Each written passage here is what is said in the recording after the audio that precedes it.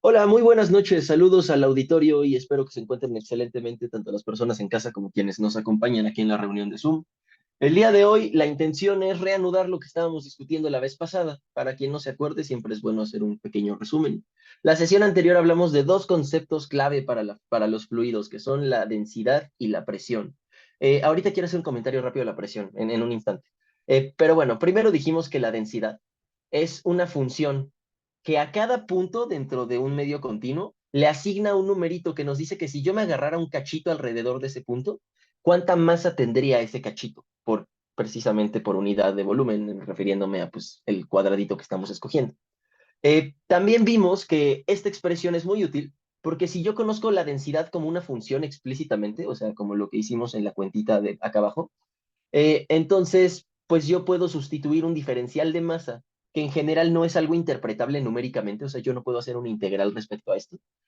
Y lo cambiamos por un integral respecto al volumen, que claramente sí podemos resolver. Entonces, bueno, estamos entendiendo qué significan estos objetos. Hicimos algunas cuentitas para cimentar los conceptos y terminamos hablando de la presión. Lo que no les dije ayer de la presión, porque se me fue totalmente la onda, perdón, yo hago medios continuos, entonces luego se me olvida que los átomos existen. O sea, no duden que sí creo en ellos, solamente se me va la onda. Eh, así que lo que les quería comentar es la presión también tiene una interpretación cinética. Creo que ya todos ustedes saben qué es la teoría cinética, es de esas cosas que se ven, que empiezan a platicarse así medio superficialmente desde la secundaria, pero que básicamente nos dicen que los objetos, o sea, los distintos materiales físicos, adquieren su estado de agregación, si perdón, sólido, líquido, gaseoso, en función de qué tanto se están moviendo las partículas adentro de ellos. Y bueno, también tiene unos postulados más complicados, pero esta es la idea detrás. Los líquidos y los gases, como ustedes sabrán, son aquellos donde las moléculas no están tan cerca, porque las fuerzas de cohesión no son tan grandes como en un sólido, las fuerzas eléctricas que mantienen todo unido. Pero bueno, la cuestión es que la presión justo se puede interpretar como lo que sigue. Si yo le meto precisamente un elemento de área, así un cuadradito aquí adentro del fluido, entonces en ese cuadradito van a empezar a colisionar partículas. La presión resulta ser una medida de qué tanto las partículas colisionan. De hecho, se puede demostrar, no lo vamos a hacer ni siquiera lo vamos a discutir aquí, pero se puede demostrar que la presión numéricamente es igual al número de colisiones que ocurren sobre el área por unidad de tiempo por unidad de área. Es decir, es el número de colisiones, lo divido entre cuánto tiempo, durante cuánto tiempo conté las colisiones y lo divido entre en qué área estoy contando las colisiones. Y eso nos da la presión. Pero justamente esto empata con la noción que decíamos de que la presión es como esta fuerza que apunta en todas las direcciones que ejerce un fluido cuando yo pongo algo adentro. E incluso si no pusiera nada adentro, pues sí hay una presión intrínseca del mismo fluido que justamente se debe a este movimiento de partículas en su interior. Es decir, que si yo le meto la mano, la presión que yo siento, bueno, no sé si alguno se ha hundido en una alberca, pero basta con hundirse unos 3 metros de hecho con 2 metros ya se siente bastante, con 3 metros ya es mucho la sensación de la presión, pero justamente lo que están sintiendo es la constante colisión de las partículas sobre su cuerpo que les está transfiriendo momento, es decir, los está aplastando. Pero bueno, esa era una breve mención.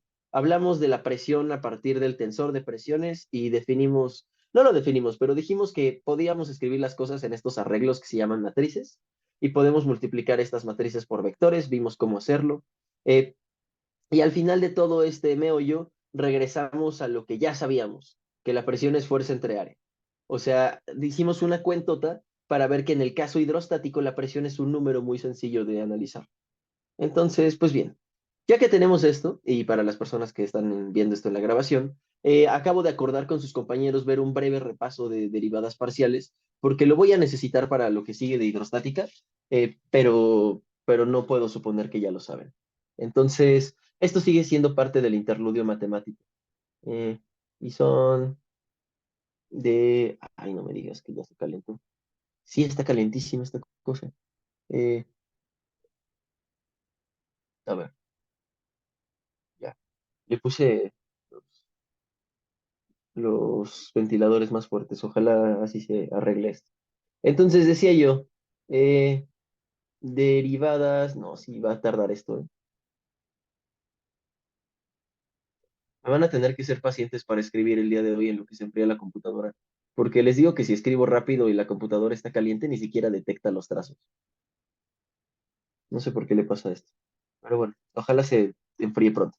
Eh, bueno, pues la idea de derivada parcial es generalizar el concepto de derivada a funciones de más variables. Ustedes saben, como pequeño recordatorio, si quieren, eh, recordatorio. Ustedes saben que si yo tengo una función real, es decir, si f es una función que va de algún dominio, esta ahí es un intervalo, ¿no? Puede ser un intervalo a, b, de números reales en R. Esto ya saben que quiere decir que es una función que se come números reales en I y nos escupe números reales. Definimos la derivada como sigue. Derivada como la función f', cuya regla de correspondencia es la siguiente. F' de X en cualquier punto es simplemente un cociente de Newton, se le llama, ¿no? Es decir, yo voy a tomar como un delta F entre delta X, algo así como cuando calculamos la velocidad, y nada más tomo el límite cuando este delta X se va a cero. O sea, cuando el intervalo que estoy dejando pasar para medir es muy pequeño. Y entonces eso sí mide una especie de cambio instantáneo, ya lo sabemos. Entonces aquí la expresión es f en x más h menos f en x, que esto es lo que les decía, es como el delta f, f final menos f inicial, y después abajo vamos a dividir esto entre h, donde h es precisamente el delta x, ¿no? Es un pequeño incremento que hacemos en las x. Entonces, ahora pensemos en una función de más variables. Todos los dibujos los voy a hacer en dos dimensiones, porque es pues, lo que tiene sentido, pero pueden pensar esto en general en Rn. Lo voy a hacer para funciones de tres variables, entonces, eh, o sea, los dibujos los voy a hacer en dos, pero la función va a ser de tres variables para que se pueda entender.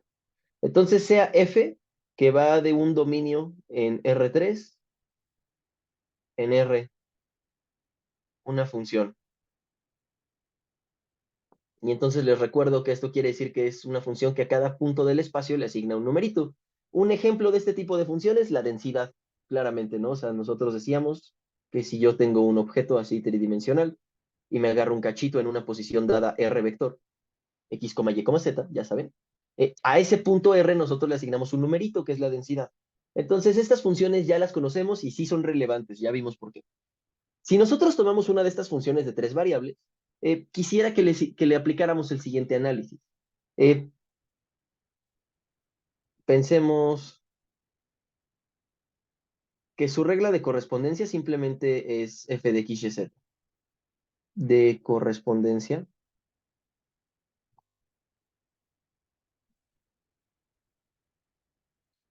es F, aquí les hago un pequeño comentario de matemáticas por si les interesa. Hay un abuso que hacemos constantemente y en prepa es absoluto, o sea, ese abuso lo hace todo el mundo. Ya si uno pasa a la universidad, pues en ingeniería se sigue cometiendo, pero en ciencia sí nos quitan a golpes esta mala costumbre. F de X no es una función, F de X es un número. Es un número porque aquí ya evalué yo la función. La función se llama F. Y F es un objeto abstracto, es un conjunto de parejas. Pero F de X no es una función. O sea, cada que ustedes dicen consideren la función F de X, lo están diciendo mal. La función se llama F solamente. F de X ya es la función evaluada, es decir, ya eso ya es un numerito. Y nosotros le solemos llamar regla de correspondencia a la fórmula que nos dice cómo se calcula ese numerito. O sea, si yo tengo una función que está dada por f de x igual a x cuadrado más 2, a este objeto con el que yo acabo de decir una función que está dada por, ese objeto que nos da cómo calcular la función es la regla de correspondencia. Es una formulita simplemente.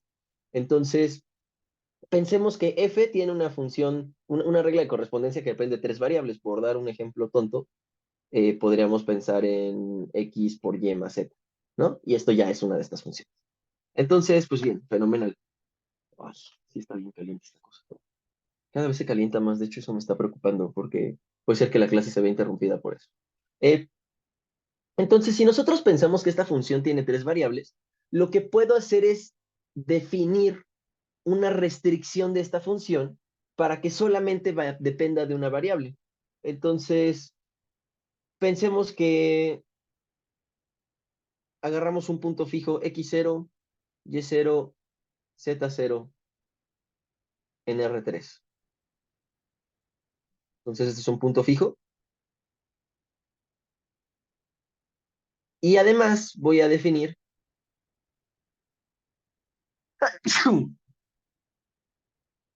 hay que definir las funciones que les voy a llamar f subíndice x, f subíndice y f subíndice z, mediante lo siguiente. Y esto tal vez les suene familiar de cuando estábamos viendo cómo calcular la integral doble. Voy a definir fx, que es una función que solo depende de la variable x, precisamente como la f de arriba, cuando x es la variable y y z las dejo fijas, es decir, escojo y0, z0 y esas no las muevo, y solamente le muevo la x. Esta es una función de una sola variable. Lo mismo hacemos con fy y fz. Fy, evaluada en y, va a ser simplemente la función que tiene fijas la primera y la tercera entrada y que la y es la que estamos dejando variar. Y bueno, análogo para fz. Permítanme lo escribo, ya no lo explico. F en x0, y0, z. Entonces, cada una de estas tres funciones son de una sola variable, son de las funciones de cálculo sencillas. Diría de cálculo uno, pero se me olvida que ustedes pues, no han llevado más bien, más de un cálculo. Pero bien, el punto es sencillo, solamente estamos restringiendo a que una sola de las tres variables se mueva. Si yo hago un dibujo, lo voy a hacer en R2, o sea, bueno, lo voy a hacer en una función de dos variables. El dibujo es en R3, pero la función es de dos variables. Pensemos en una función que se come una X y una y que nos escupe una Z. Estas ya sabemos que nos dibujan superficies. Lo hemos platicado, lo hemos analizado. Ya confío en que entendemos por qué esto nos dibuja una superficie. Déjenme, le doy un poquito de curvatura a esta cosa. Eh, Ahí está. Muy bien. Entonces nosotros tenemos una superficie y lo que yo propongo es que nos paremos en un punto del dominio. Este punto es x0, y0, z0. En este caso va a ser x0, y0. Y restringamos la función a que solamente pueda variar en una sola variable. Pensemos que la dejamos variar en x. Entonces, aquí yo voy a tener que este punto le va a tocar arriba un valor. No, espera. Eh, Aquí está.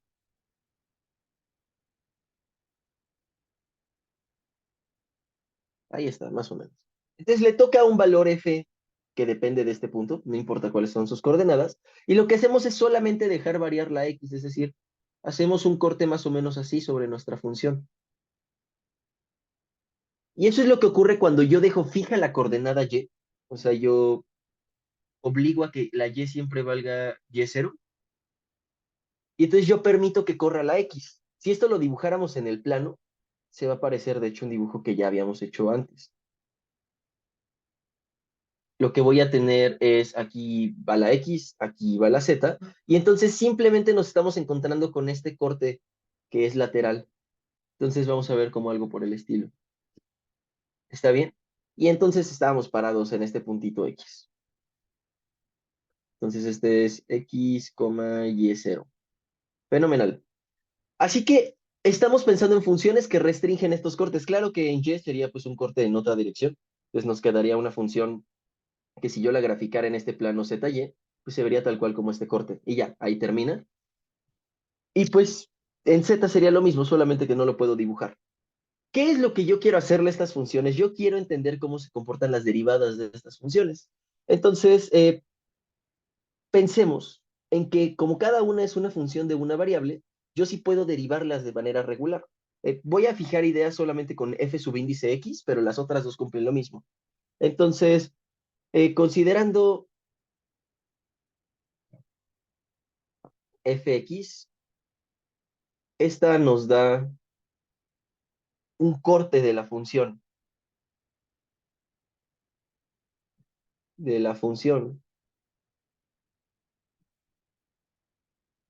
en el que y y z permanecen fijos. Y y z están fijos. Disculpen que hoy la letra sea peor, ahora sí no es mi culpa, es la computadora que no sabe leerla. Dejen abro el chat. Voy por un hielo brevemente. Sí, me están diciendo salud. Sí, muchas gracias. Denme un segundito, voy por un hielo.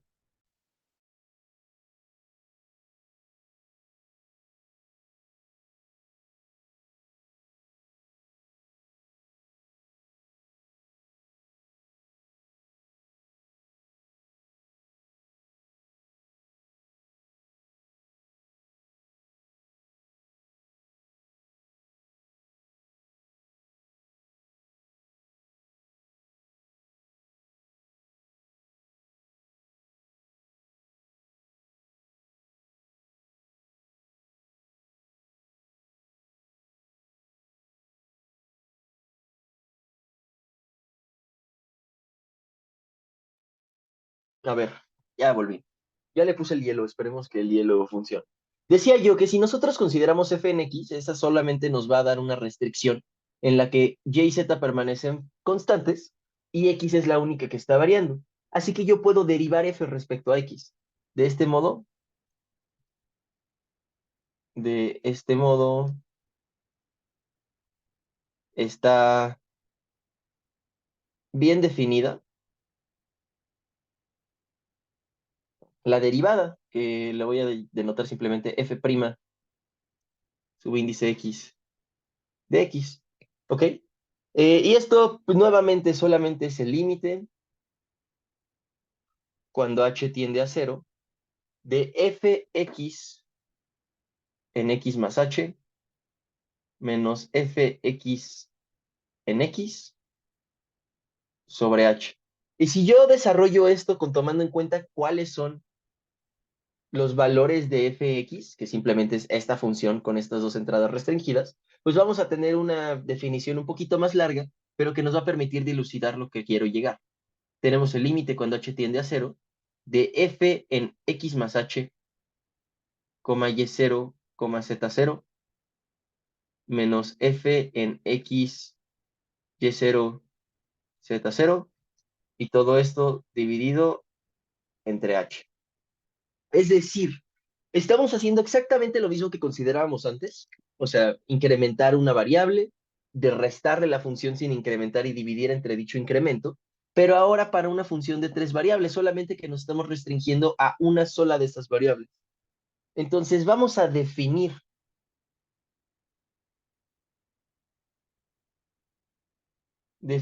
y de hecho esto lo voy a escribir como una definición formal. Esto pues ya agarra parejo, ¿no? No importa si es fx, fy o fz. Y la definición es la de derivada parcial.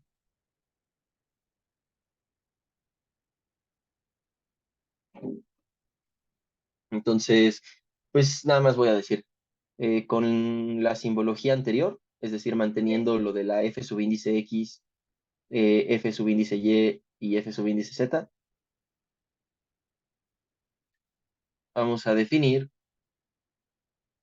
la derivada parcial de f respecto a x como f' subíndice x.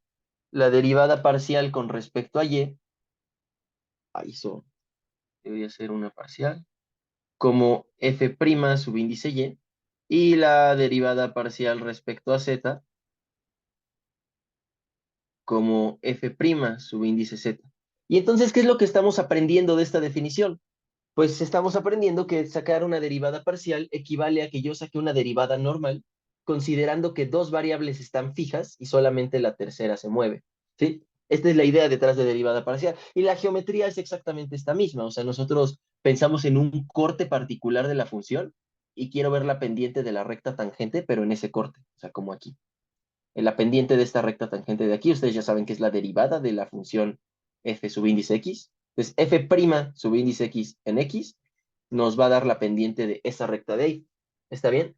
Así que en general, si lo hacemos en cualquiera de las tres variables, lo que estamos diciendo es vamos a calcular la pendiente de una recta tangente a la curva que obtengo a la hora de cortar la función tal cual. O sea, yo la corto con un plano vertical así, y si lo corto así es que dejo la y constante, y si yo hago el corte acá y me queda esta curva de aquí, pues va a ser con la x constante.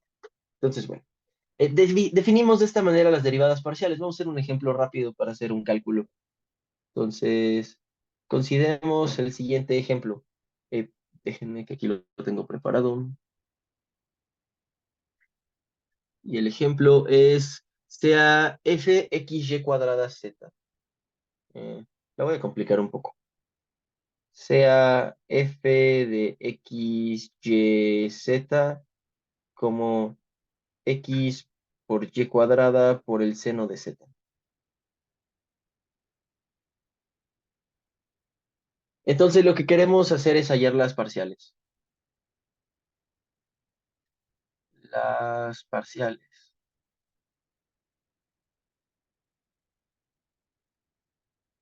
Pues veamos cómo nos queda esto. Si nosotros calculamos las parciales, pues esto es de hecho muy sencillo de hacer. La parcial de f respecto a x pues va a hacer derivar esta expresión pensando que y y z son constantes. Entonces, ¿cuánto nos queda si yo derivo esto respecto a x? Y cuadrado seno de z. Exactamente, ¿no? Porque todo esto es una constante, o sea, tiene un nombre muy raro, pero si yo la tacho y la reemplazo con una letra A, entonces estoy derivando AX, y si la derivo solo queda la constante. Entonces, aunque la constante cobre un nombre muy extraño, pues no deja de ser una constante. Ay, esperen, que está enloqueciendo ahora la tableta. Ay, listo ya. Entonces me dijeron y cuadrada seno de z. Genial. Ahora sí, el que sigue. Vamos a calcular ahora la parcial respecto a y. Dejen, le pongo ahora automáticos los ventiladores, porque ahora como que ya se está tontando la computadora por la RAM, no por el calor. Después la parcial respecto a y, ¿cómo nos queda? ¿Alguien me dice?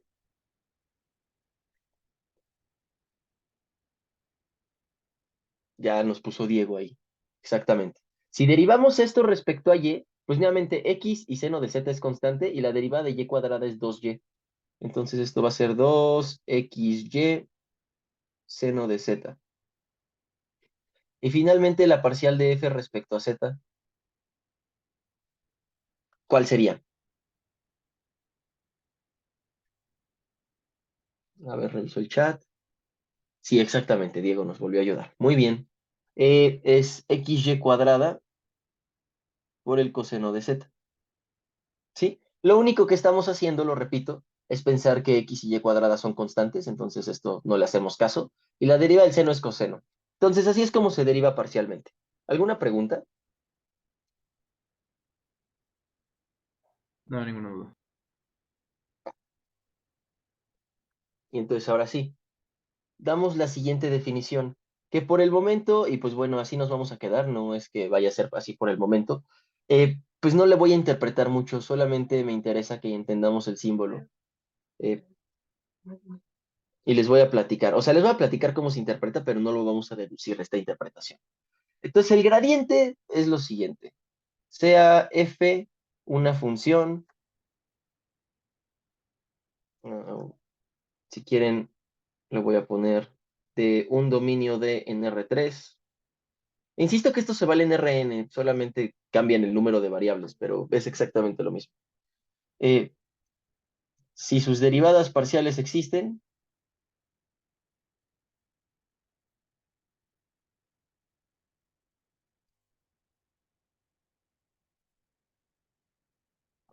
entonces definimos el gradiente de f. Y el gradiente de f, ahora sí ya está escribiendo suave. Ah, qué bueno. El gradiente de f simplemente lo definimos como un vector cuya primera entrada es la parcial respecto a x, la segunda entrada es la parcial respecto a y la tercera entrada es la parcial respecto a z. Ah, por cierto, no lo dije, pero la letra D que usamos para representar la parcial no es una D. O sea, la D yo la hago así. Esta es una... Realmente no sé cómo se llama. Es un símbolo de este estilo. Es una D así curveadita. Eh, es raro que los símbolos no tengan nombre, pero ese creo que no tiene un nombre muy famoso. No, no es delta minúscula, no, no, no, para nada. La delta minúscula es distinta, la delta minúscula es así.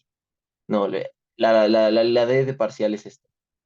Y no, la que tú dices, Jesús, del es tal cual el nombre de la nabla, o sea, así se llama el símbolo este. Ah, bueno, este símbolo de aquí se llama nabla, yo le digo dorito, porque pues parece un dorito. Y entonces podemos definir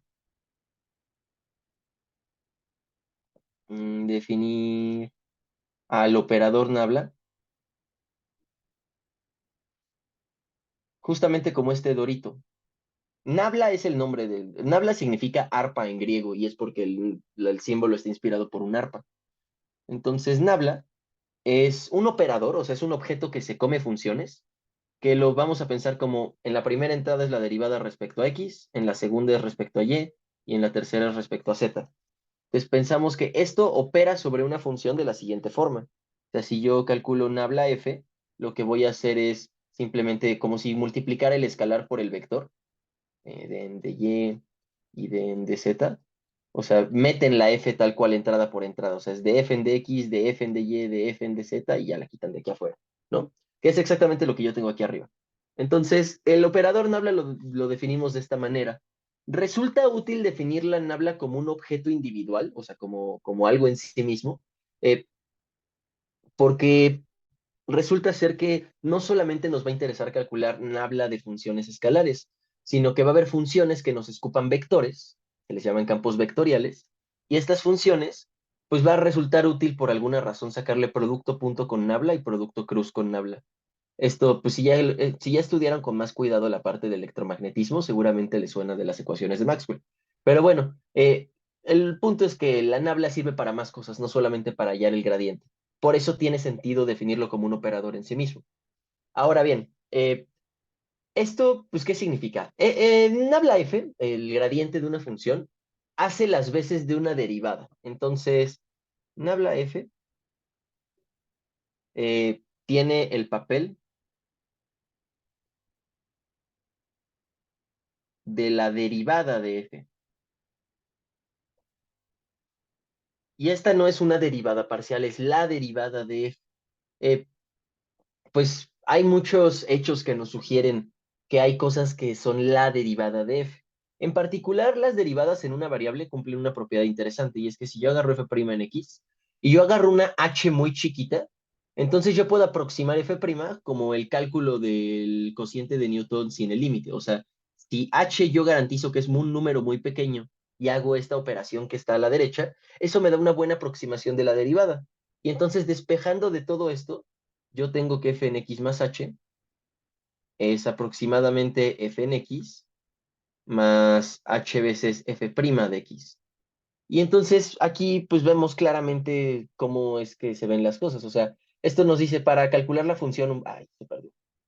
F en x más h es igual aproximadamente a f en x más hf' de x. Esta es la ecuación de una recta, esencialmente, ¿no? Es una recta que ahora estamos pensando que tiene, pueden verlo como una variable h, y entonces parte de un punto f de x y tiene pendiente f' de x, y entonces h nos da el pasito hacia la derecha. Lo que estamos diciendo es que si yo tengo una curva y me sigo yo sobre la tangente, entonces puedo perseguir la tangente un cachito, y entonces si me muevo a una distancia muy pequeña, el valor de la función aquí arriba va a ser casi igual al valor del que toma la tangente aquí abajo. Entonces estamos igualando la función un poquito avanzada con la ecuación de la recta tangente, ¿sí? Y esto es pues fácil de recuperar a partir de la definición. Si ustedes hacen algo parecido, va a resultar que si tienen un incremento vectorial h vector, H1, H2, H3, que tiene coordenadas, o sea, que las tres coordenadas son números pequeñitos, entonces resulta que F, evaluada en una posición incrementada en H, pues también va a ser F en la posición original, más el vector H, producto punto, el gradiente de F. Entonces, esto es exactamente lo mismo que cumple la derivada en menos dimensiones. Y por eso es que se justifica pensar que el gradiente es una derivada. Eh, Ahorita lo que escribí, eso de hecho lo pueden intentar justificar ustedes, solamente es hacer la derivada entrada, o sea, me refiero, pensar en la aproximación f en x más h igual a f en x más hf' de x. Si esto lo hacen entrada por entrada, es decir, esto lo analizan con la función f subíndice x, con la función f subíndice y y con la función f subíndice z, pueden concluir la expresión que les acabo de escribir, que f incrementada nos queda esencialmente igual, y solamente hay que sumarle una corrección que va con el gradiente. Entonces, esto de aquí les sale directamente si ustedes agarran lo que les digo y lo juntan en vectores. Pero pues bien, decía yo que Nabla F tiene el papel de la derivada de F, pero además cumple con una propiedad geométrica interesante. Este vector apunta en la dirección de mayor incremento de la función.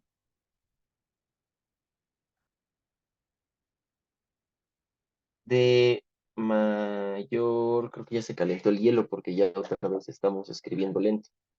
De mayor incremento.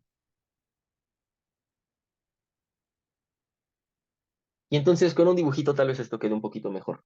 Y ya con esto concluyo y ya empezamos ahora sí con fluidos otra vez. Eh, pues bien, si ustedes piensan en una función de dos variables, que siempre son más fáciles de dibujar, imagínense la siguiente, por dar algo sencillo. Imagínense una superficie que hace algo tipo paraboloide.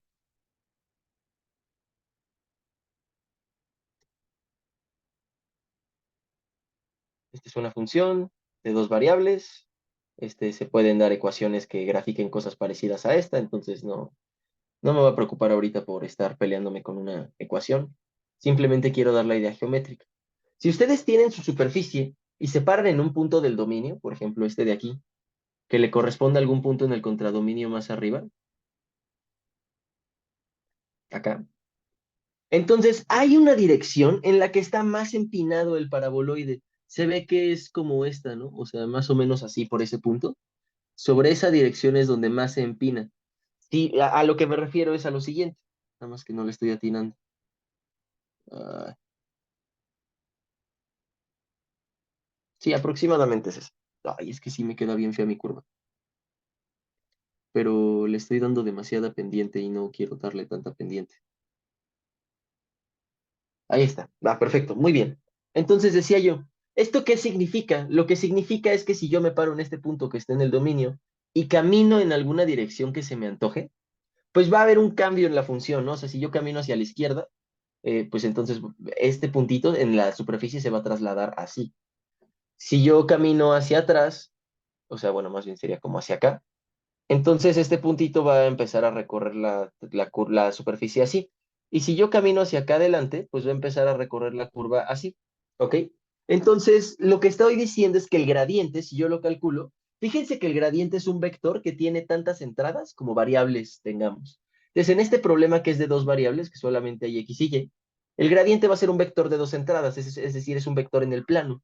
Y aquí a ojo de buen cubero les digo que va a apuntar un poquito más o menos hacia acá. Hacia allá apunta el gradiente de f. F es la que nos da esta superficie. Y entonces el gradiente de f es este vector azul, que lo que hace es que yo me fijo en todas las direcciones en las que podría caminar. Así, pinto flechas en todas las direcciones. Y una vez que pinta flecha en todas las direcciones, nos imaginamos qué tanto cambiaría la función si yo doy un pasito en esa dirección. Y entonces tengo que escoger aquella en la que el pasito sea el más grande, es decir, que la función cambie lo más posible en la dirección de ese pasito. Una vez que yo encuentre ese vector es paralelo al gradiente. Y bueno, su tamaño ya pues estará dado con el cálculo que se hace aquí arriba. Pero el vector siempre apunta en la dirección de mayor cambio. Entonces, esto es un hecho geométrico que se puede justificar con algo pensado, se llaman derivadas direccionales, lo pueden investigar en Google. Es muy sencillo de entenderlo, pero es lo que nos justifica por qué el gradiente nos da la dirección de mayor cambio. En el chat dicen, Nabla de f que es un número, un vector u otra función. Híjole, Nabla f no es un número, eso sí. Eh, pues me gustaría más bien que me respondieras tú. No me fijé quién preguntó. Dejen veo. Eh, pues a ver, Luis Ángel. Nabla f es esto. Entonces, pues de entrada te pregunto yo, ¿eso puede ser un número? Ay, se trabó la aplicación. No me deja rayar. Pero bueno, de mientras no hay que moverle nada. Entonces decía yo, Luis Ángel, ¿esto de aquí es un número? No, porque tiene como tres componentes, ¿no? Tiene tres entradas, ¿no? Entonces, si fuera algo, sería un vector. Pero tampoco es Ujú. un vector porque es una función, o sea, es una cosa, es una función que se come tres números, x, y, z, y que para cada valor de x, y, z me entrega una coordenada x, una coordenada y una coordenada z. Es decir, el gradiente de f es una función que se come tres variables y me escupe tres resultados. Es una función que se come un vector y me devuelve otro vector. Diríamos que va de R3 en R3. ¿Sí me explico? Ok, y por ejemplo, ese vector que dibujaste, o que es el gradiente de f, ¿está nada más en el plano XY o está en todo el espacio? Mira, es que aquí es justo donde es importante que no nos perdamos, que aunque los dibujos yo los estoy haciendo en dos variables, el análisis es en tres. Entonces no enchuquemos, no mezclemos esos conceptos.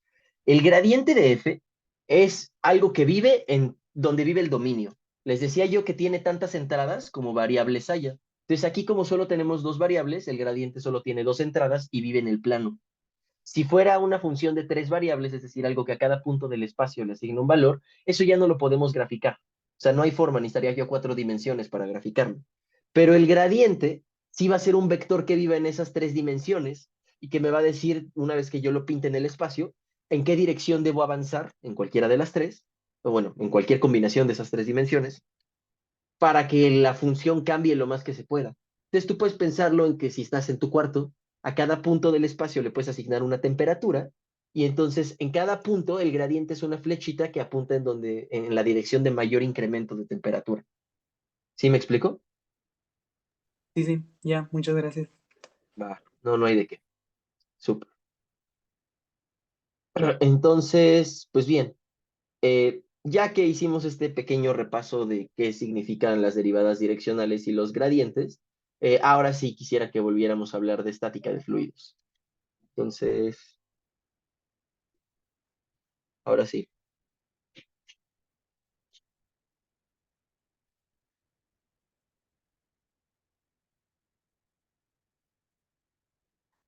Estática de fluidos. Y vamos a colorear el título. Entonces, bueno, ¿qué me gustaría decir acerca de estática de fluidos? Pensemos en lo siguiente.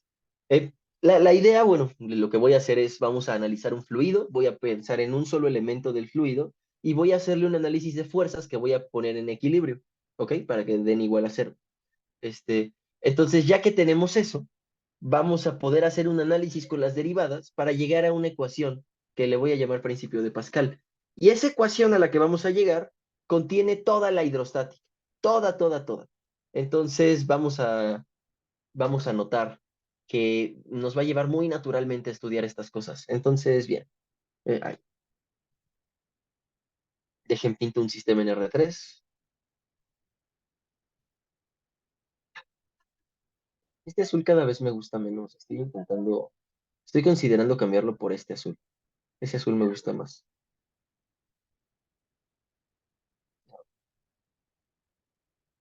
Entonces, imagínense que nosotros estamos en tres dimensiones y tenemos un fluido metido en las tres dimensiones. No voy a pintar todo el fluido, no tiene caso, sino en lo que nos vamos a fijar es en un solo elemento del fluido. Entonces, nos imaginamos un prisma que vive por aquí en el espacio. Nuevamente, pues es muy chiquito, ¿no? Lo pinto grande pues, para que podamos hacer el análisis, pero es un prisma chiquito. Entonces, vamos a ver. Este prisma siente presiones en todas sus caras, ¿no? O sea, siente una presión aquí y siente una presión atrás. Esta la podríamos decir, como estoy en esta dirección en el eje de las X, lo que podemos pensar es que aquí va a haber una presión que depende de X y aquí atrás va a haber una presión que depende de X más H, si quieren, o en X más delta X. ¿Está bien? Entonces va a haber una presión enfrente y una presión atrás. A mí me gustaría ver cómo se equilibran esas presiones, considerando también que hay un campo externo. Entonces, veamos.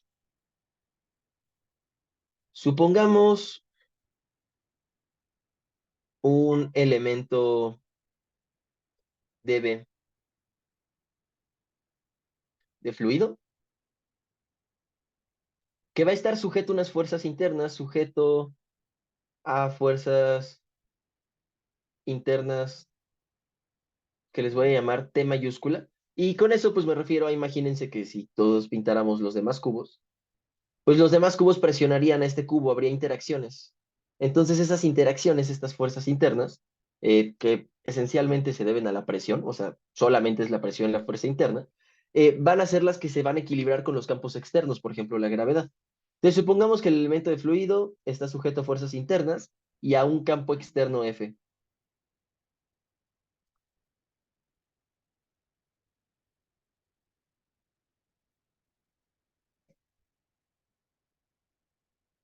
Entonces pueden imaginarse qué es la gravedad por fijar ideas.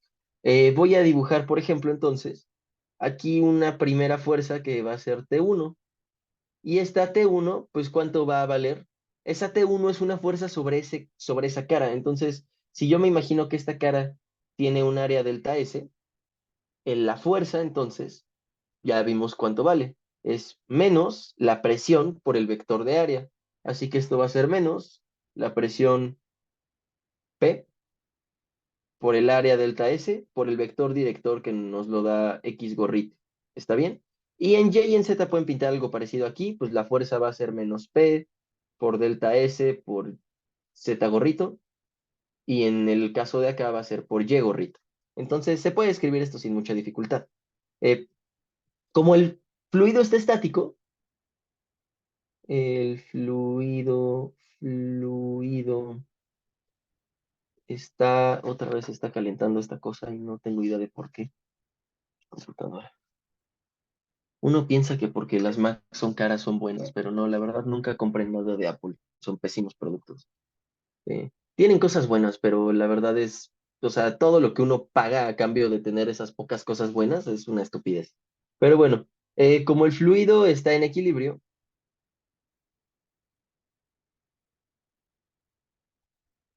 entonces se tienen que equilibrar estas fuerzas, es decir, todas estas fuerzas externas T más todas estas fuerzas internas T más el campo externo F se tienen que equilibrar. ¿Está bien? Esto es importante que lo entendamos. Entonces, como estas se tienen que equilibrar, vamos a hacer un análisis entrada por entrada. Entonces, vamos a analizar la proyección en X. La proyección en X. ¿Cómo se ve esta proyección? Pues muy fácil. Si yo me fijo solamente en el plano YZ, no, perdón, ¿qué estoy diciendo? En el plano, realmente va a ser el eje X el que va a importar. La otra dimensión no importa. O sea, no importa si agarro XZ o si agarro XY. Lo que importa es la X, pero bueno, voy a poner X en un eje y la otra la voy a dejar sin nombrar. Entonces, si nosotros tomamos la proyección en X, lo que vamos a ver pues es un cuadrado, ¿no? O bueno, un rectangulito. Y este rectangulito, no, ahí está. Este rectángulo entonces va a sentir ciertas fuerzas, ¿no? O sea, va a sentir una presión de este lado y va a sentir una presión de este lado, ¿ok? Entonces, de este lado vamos a suponer que siente una presión P en X, en esta posición que le voy a llamar X. Y acá, que le voy a llamar X más H, vamos a decir que siente una presión P en X más H. Entonces, si nosotros analizamos la proyección en X del sistema, va a haber tres fuerzas presentes. La fuerza debido a la presión a la izquierda, la fuerza debido a la presión a la derecha y además el campo de afuera. Así que esto lo vamos a poder escribir como sigue. Eh, tenemos que, pues, una fuerza va a ser, fíjense que la de la izquierda apunta hacia la derecha, ¿no? O sea, esta empuja hacia acá. Entonces va a ser positiva. Va a ser la presión en X por el área delta S y pues presión por área ya nos da la fuerza. Después va a ser menos la presión en X más H por el área delta S. ¿Por qué esta es menos? Pues porque apunta a la izquierda. Más la fuerza externa, que simplemente va a ser la componente X de la F. Y esto todo es igual a cero. Espero les parezca bien. Ya que nosotros escribimos esto, podemos hacer una factorización, una pequeña manipulación. Entonces, si nosotros factorizamos el delta S, llegamos a... Voy a factorizar menos delta S, perdón. Entonces, si factorizamos menos delta S, vamos a tener P en X más H menos P en X, y esto va a ser más Fx, y esto todo va a estar igualado a cero. Y entonces voy a repetirles la nota que les hice hace rato que no escribí, sino que la dejé como al aire, la escribí en láser y no la dejé. Eh, si f es una función de una variable, lo voy a escribir que f va de r en r, y h es un incremento muy pequeño, o sea, un número mucho menor que 1, entonces se va a satisfacer que la derivada de f en un punto x la podemos aproximar muy bien haciendo el cálculo directo del cociente de Newton. Entonces es f en x más h menos f en x, todo entre h. Y si yo despejo, concluimos que f en x más h menos f en x es igual a h veces f' de x. ¿No? Esta es una aproximación, pero es una muy buena aproximación. Entonces le voy a dejar la igualdad así. Va, fenomenal. Aquí entonces lo que estoy diciendo es que de alguna manera yo puedo calcular el incremento usando la derivada solamente. ¿Sí?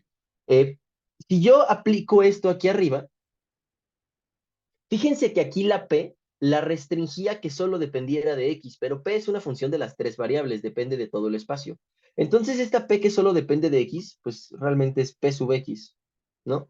Así que voy a ponerle P sub X para que entendamos que es exactamente la misma F sub X que estábamos viendo hace rato, es decir, es P cuando yo la restringo a que solo varía una de las tres variables.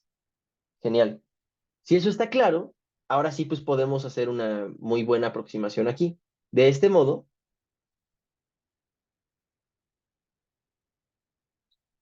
Px en x más h menos Px en x, esto es igual al incremento h por la derivada P'x en x. Pero por definición, la derivada de Px respecto a x, ¿qué es?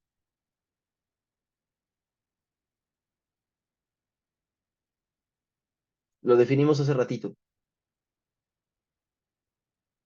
Es la derivada parcial, exactamente, Sebastián. Entonces esto es h veces dp en dx, ¿sí? Ahora sí, esta es la función de tres variables, entonces solamente estoy diciendo que si nos fijamos únicamente en la proyección en x, aquí solamente voy a tener que fijarme en cómo cambia esa función a lo largo de las x, no me importan las y y las z. Y por supuesto que tiene todo el sentido intuitivo del mundo. Sustituyendo, pues vamos a tener menos delta s por p en x más h menos p en x, pues eso ya es por h, por la parcial de p respecto a x, más fx, y esto es igual a cero. Muy bien, ahora les pregunto yo, ¿cuánto es delta S por H? ¿O qué vale delta S por H? ¿Qué es esto? ¿Qué significa delta S por H?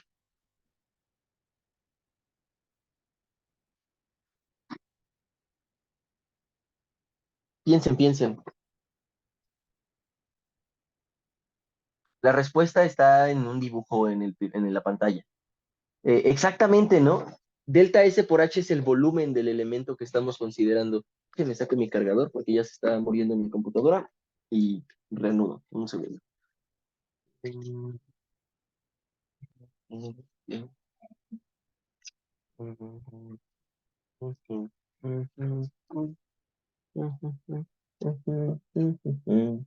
No lo voy a escribir como diferencial de volumen, porque aunque sí es un elemento de B, eh, lo voy a escribir solo como un volumen y ahorita escribo el límite. Entonces, delta S por H, pues claro que es el volumen de este cubito, ¿no? O sea, fíjense que habíamos dicho que H es la longitud horizontal, es decir, esto de aquí vale H, y delta S es el área de esta cara, delta S. Entonces, pues es área de la base por altura, ¿no? Y por lo tanto, eso nos da el volumen del prisma. Así que esto es menos, le voy a llamar delta V, el volumen de ese prisma, por dp en dx más f en x igual a cero. Y entonces voy a dividir todo entre delta V. Así que nos queda menos la parcial de la presión respecto a x, más fx entre v igual a cero. Como el cubo es muy pequeño, entonces como... Ah, bueno, a ver, no, antes de llegar a cubos pequeños. ¿Qué hago primero, la aproximación o las otras dos entradas? Sí, entonces vamos a ver. Como el cubo es muy pequeño,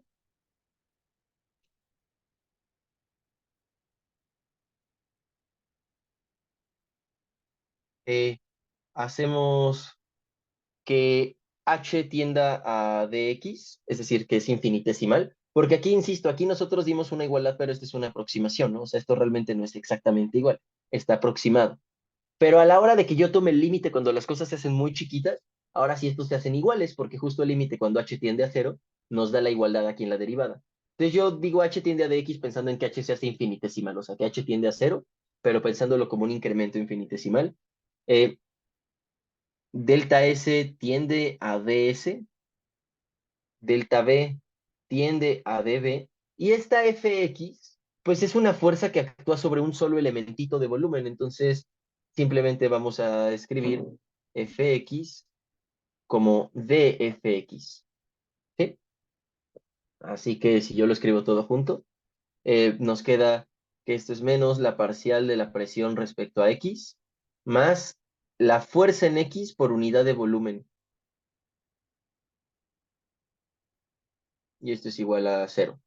Fenomenal. Ahora sí, esto lo podemos hacer en las otras dos coordenadas. Entonces, totalmente análogo, análogamente, en las otras dos coordenadas, en Y y Z, vamos a tener que menos la parcial de la presión respecto a Y, más la derivada, bueno, más bien la fuerza en Y por unidad de volumen es igual a cero, y menos la parcial de la presión respecto a Z, más la fuerza en Z por unidad de volumen es igual a cero. Entonces, uniendo todo en un vector,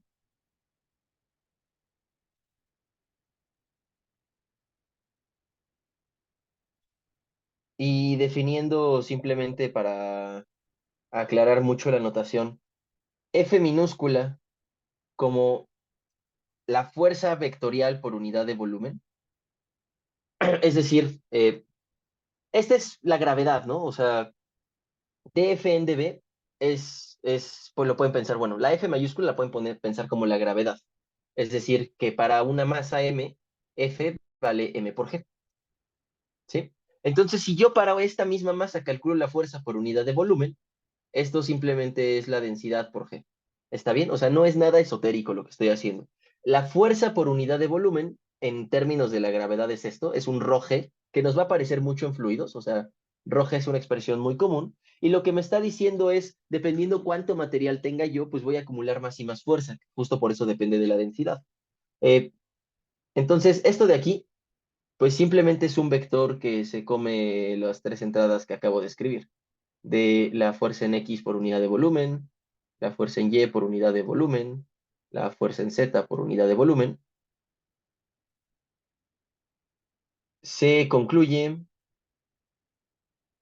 que, bueno, si yo junto estos en un vector, es decir, que esta sea la primera entrada y que estas sean las otras dos entradas, entonces yo voy a tener si quieren lo hago a cachos y ya después lo escribo todo completo. Yo voy a tener un vector que es menos depende X, depende Y, depende Z, más este vector que acabo de poner aquí. Copiar, pegar, y esto es igual a cero, cero vector. Si a todo el mundo le queda claro que esas tres ecuaciones de arriba, esta y esta, son equivalentes a esta ecuación de vectores. O sea, simplemente puse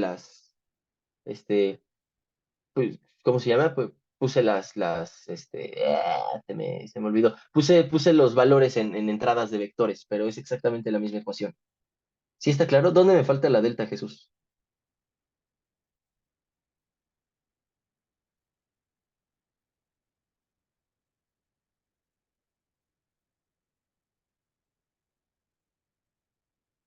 Creo que al final de la página anterior. ¿Dónde?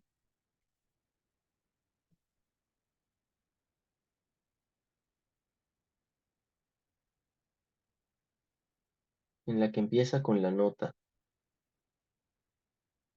Ay, ¿cuál nota?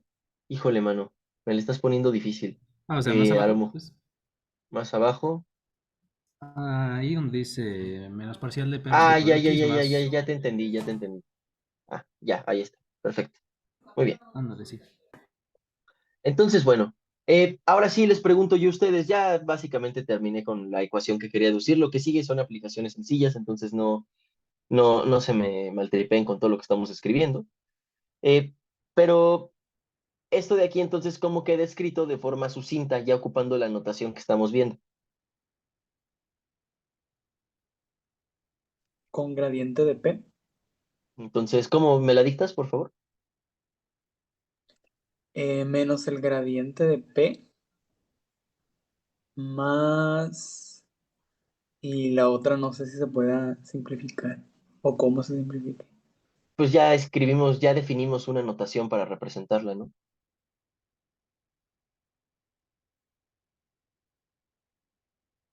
O sea, me refiero, yo ya me inventé un símbolo para representar esta vector. F De minúscula F vector, entre ¿no? dB, ¿no? Más F minúscula y esto es igual a cero. Y esta es una ecuación sota. Esta es importante, es de las que sí se tienen que, bueno, no se las tienen que aprender, no, no se las van a preguntar, pero es de donde vamos a sacar toda la hidrostática. Entonces, esto de aquí se llama principio de Pascal.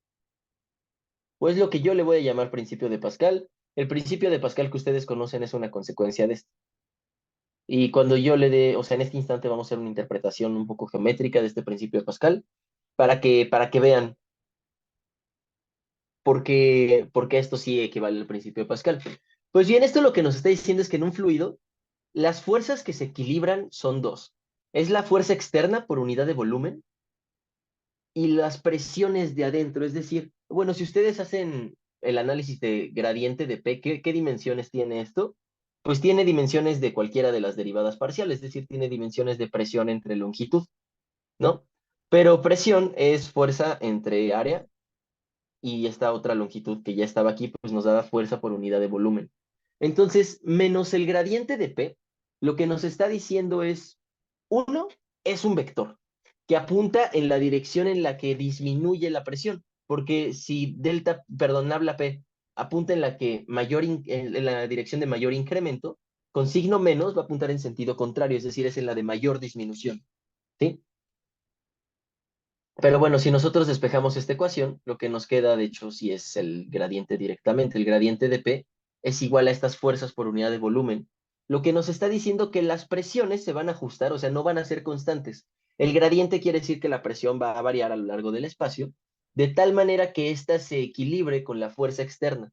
Es decir, que los gradientes de la presión, es decir, la presión va a incrementar en el sentido en el que apunte la fuerza que nos está jalando. Por ejemplo, si yo tomo un vasito de agua, la fuerza externa que nosotros sabemos que siente el vaso de agua es la gravedad, es esta G. Sabemos que la fuerza por unidad de volumen va a ser ρ por G, lo acabamos de calcular, pero lo que interesa es esta G de aquí. Entonces, la fuerza siempre apunta derechito para abajo, por lo tanto, los gradientes de presión también tienen que apuntar derechito para abajo, es decir, los gradientes de presión van así. Es decir, que la presión incrementa hacia abajo, que es lo que nosotros sí esperamos físicamente, que mientras más profundo estamos en el agua, mayor es la presión. Pero no solamente estamos diciendo eso, sino que tal cual, a la hora de que yo calculo menos el gradiente de P y esto se lo sumo a las fuerzas volumétricas, estas dos se equilibran. Es decir, que los gradientes, si yo les cambio el sentido, los apunto para arriba, se van a sumar con las flechitas que son igualitas que apuntan para abajo, que me dan la fuerza por unidad de volumen y todas esas se van a cancelar. Por lo tanto, las presiones se ajustan adentro del sistema mediante mecanismos que no estamos describiendo, es por magia, pues. Pero las presiones se ajustan dentro del sistema para equilibrarse a la perfección con las fuerzas externas. ¿Sí está bien? Eso es lo que dice el principio de Pascal, porque lo que dice el principio de Pascal, o sea, a la hora de que ya lo pintemos con émbolos, esto sí lo vamos a hacer más adelante, a la hora de que lo pintemos con émbolos, lo que dice el principio de Pascal es que toda la presión que yo le aplico aquí es la misma presión que yo recupero de ese lado. Pero eso se va a deber justamente a que a alturas iguales, o sea, a alturas iguales no cambia la fuerza externa. Este es constante. A alturas iguales. Entonces, a alturas iguales, el gradiente de la presión va a ser constante. Es decir, que la presión es la misma. ¿Sí está bien? Y justamente pues es el argumento que nosotros vamos a dar para pensar que la presión se va a comunicar de manera directa, o sea, no se pierde presión a la hora de hacer la comunicación, sino que este punto que está a la misma altura que este otro punto, van a sentir exactamente la misma presión. ¿Por qué? Porque la presión se ajusta para equilibrar las fuerzas externas. Entonces, más que, digo, espero que les haya quedado claro la cuenta. Si hay un paso que no les quedó claro, por favor, deténganme. Pero más que la cuenta, ¿les queda claro el resultado al que llegamos? Y la interpretación física de esta ecuación.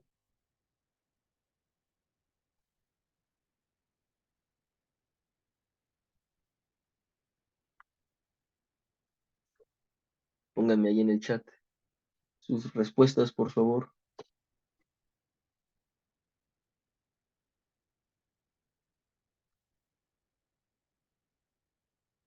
Ya, en el chat. Sí, sí, sí queda claro. Va.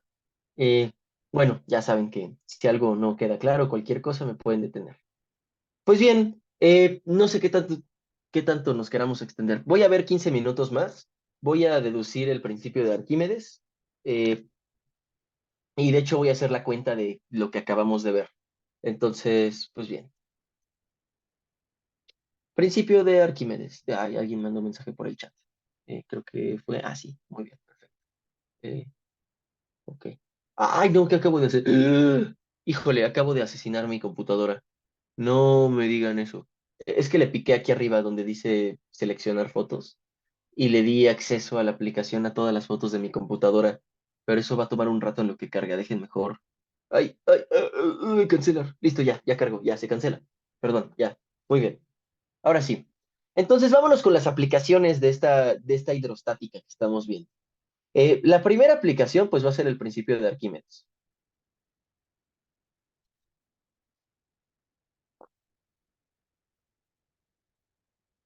Entonces, les decía yo y se los reitero, toda la hidrostática sale solamente de esta ecuación. Todo lo que ustedes saben de hidrostática es manipularla esta en distintos casos particulares.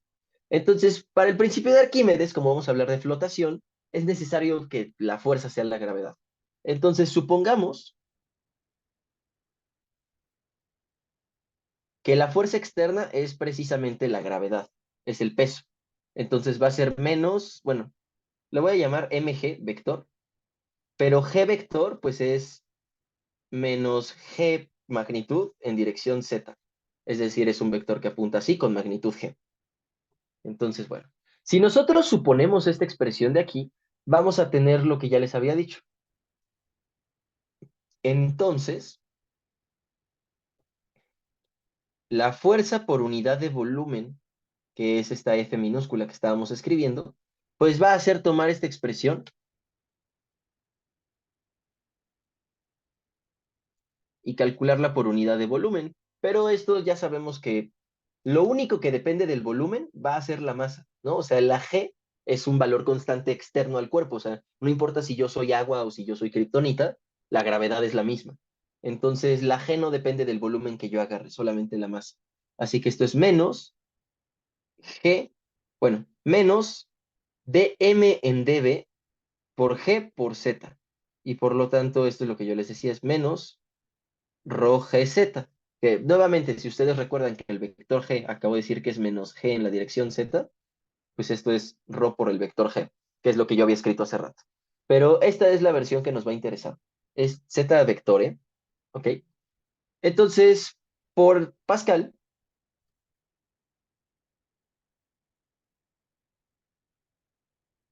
por Pascal va a suceder lo siguiente. Por Pascal tenemos que el gradiente de la presión dentro de un fluido con signo menos, más la fuerza por unidad de volumen es igual a cero, pero aquí estamos viendo que la fuerza por unidad de volumen es menos rho g z gorrito, y esto es igual a cero. Entonces, vamos a verlo entrada por entrada. Fíjense que esto nos está diciendo que el gradiente de P es igual a menos rho g z gorrito. Pero el gradiente de P es un vector de tres entradas y lo de la derecha es un vector de solo dos entradas. O sea, aquí lo que tengo es la parcial de P respecto a X, la parcial de P respecto a Y, la parcial de P respecto a Z. Y este vector de tres entradas tiene que ser igual al vector de una sola entrada, 0, 0 menos rho g. Y entonces de aquí ya concluimos todo lo importante. La derivada parcial de P respecto a X es cero y la derivada parcial de P respecto a Y también vale cero. Eso quiere decir que P no depende explícitamente ni de X ni de Y. Es decir, que P solamente es función de Z. O sea, no sé si se acuerdan que ayer que hacíamos el cálculo de las densidades, vimos una función de este tipo, que solamente depende de Z. Es decir, que si yo le calculo la parcial respecto a X o la parcial respecto a Y a esta función, pues me va a dar cero porque es constante en X y en Y. Esto no depende ni de X ni de Y. Aquí estamos viendo que la presión hace justamente eso. Entonces, P no depende de X y de Y, de modo que, entonces, P solamente es función de Z, solamente es función de Z, y además, lo otro que estamos calculando es que la derivada de P respecto a Z es menos rho g. Entonces, Como P solamente depende de Z, ya no voy a escribir las derivadas como parciales porque solamente es de una variable. Entonces lo voy a dejar así. La derivada total de P respecto a Z es menos ρg. Y esta es una ecuación también súper importante. Esta sí se la tienen que saber de memoria. Es la versión débil del principio de Pascal que escribí arriba. Y simplemente la vamos a llamar fluido en un campo gravitacional.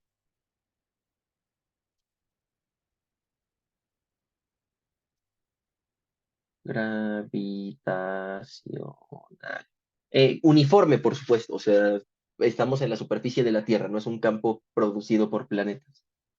Pero bueno, esta es una ecuación sencilla. Lo que voy a hacer es integrar esta ecuación y a partir de ella voy a recuperar unos objetos que se llaman presión absoluta, manométrica y atmosférica. Entonces, voy a suponer que ρ es constante. Ya saben que en general ρ es una función de la posición. Entonces, como es una función de la posición, en particular podría depender de z, no solamente o sea, no solamente ser un número, sino que variar con la altura. Ayer vimos un ejemplo, o sea, de hecho el que les acabo de escribir de lambda entre z más 1, ese es un ejemplo donde la presión, perdón, donde la densidad varía con la z, pero vamos a suponer que no, que en esta situación no varía con z. Eh, Otra vez se paró la aplicación, no puedo creerlo. A ver, déjenme la cierro. Sí, salir y la vuelvo a abrir y les comparto pantalla una vez más. Perdonen la interrupción, es que de verdad no es a propósito. Solito falla esta cosa. Hoy fue un mal día para la computadora, hoy no quiso chambear. Está aquí. Va, genial. Entonces, bueno, decíamos, este es un fluido en un campo gravitacional y lo que voy a hacer es integrarla suponiendo que ρ es constante. Entonces, supongamos que ρ es constante. De hecho, no necesitamos que sea constante totalmente. Solo necesitamos que no dependa de z. Puede depender de x y de y lo que sigue se va a seguir cumpliendo. Pero de z no puede depender. Entonces voy a decir que es constante, pero podría ser que dependiera de otras cosas. Así que voy a integrar esta expresión de los dos lados. Desde el lado izquierdo, voy a integrarla desde 0 hasta una altura z. Entonces pensemos en lo siguiente, pensemos en que estoy aquí en un laguito y entonces estamos pensando en que estamos aquí. Hay una profundidad z igual a 0. Y entonces estoy calculando la integral de esta derivada, que al final lo que quiero hacer, pues no es algo, o sea, integro la derivada para cancelarla, no porque estoy haciendo algo físico. Pero la intención es entonces lo siguiente, si aquí tengo una altura z igual a z, lo que vamos a ver es que va a haber una presión aquí, vamos a tener una presión acá, y esas dos se van a relacionar de alguna manera. Entonces, tenemos que la integral de 0 a z es de p en dz. Esto lo estamos integrando respecto a z. Esto va a ser igual a la integral de 0 a z de menos ρ por g. Entonces, si calculamos estas dos integrales, de hecho son muy sencillas de calcular. La de la izquierda, por teorema fundamental del cálculo, es sencillísima. Nos va a dar p en z menos p en 0. ¿Ok? Entonces, vamos a tener una situación, pues, si quieren verlo así, donde cancelamos las dz. Entonces estamos integrando dp desde la presión en 0 hasta la presión en z. A la hora de cancelar las z, lo que estamos haciendo es un cambio de variable.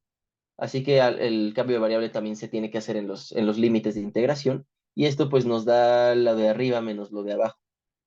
Entonces espero que esto les quede claro. Por otra parte, del otro lado tenemos menos ρg. ¿Está bien?